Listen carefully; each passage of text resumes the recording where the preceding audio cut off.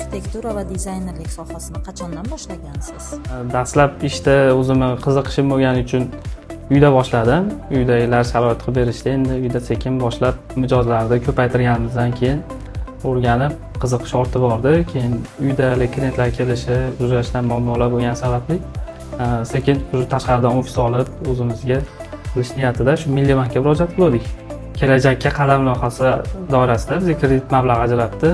Shu mablag' asosida shu ofis ochib o'zimizga komanda to'plab bolalar bilan shu ishni boshladik. Hozirda shu bitta loyihangizni necha pulga tayyorlab berasiz? Hozirda loyihamiz katta kichikligiga qarab o'rtacha 4 million 5 million atrofida loyihalar boshlanadi narxi. Keyin o'sib boraveradi katta kichikligiga qarab. Davlatimiz rahbariga kattakon rahmat.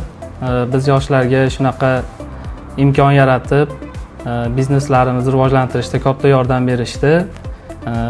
Va barcha yoshlarga shuni so'rab qolardim, shu kichik kreditlar olib, o'z bizneslarini boshlab rivojlantirishlarini maslahatini beraman.